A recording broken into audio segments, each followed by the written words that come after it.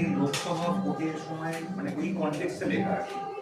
তো হয়তো যেটা বলবো এখন তা হয়তো এখনকার সময়ের সঙ্গে মিলবে না, কিন্তু আশা করি আপনারা রিলেট করতে পারবেন।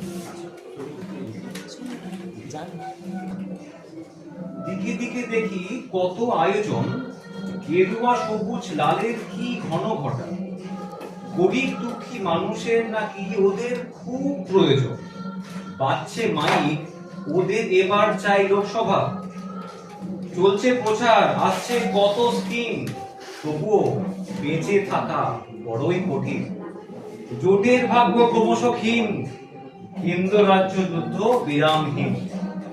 এদিকে ইডি কিসের খোঁজে ঢুকছে নেতার ঘরে ঘরে, বলছে দিদি আজগুবি সব চক্রান্তে মোড়া বিশ্বাস্ত, প্রতিহিংসার শিকার আমার ভাই সব, ঠিক সময় ঠিক সময় সব হবে স্পষ্ট। সবুজ দলেতে পরিগণা নেই, কংগ্রেস দলকে বলে ভাই ভাই, দেশ কার হবে কত কাটাকুটি, নীতিশ মমতার পাশে এম কে স্ট্যালিন, রাহুল থেকে সীতারাম ইয়েচুরি, কেজরিওয়াল বা প্রভাকর পাটিল। গেরুয়া ঝড়েতে জনতা মেতেছে অযোধ্যার ওই রাম মন্দিরে,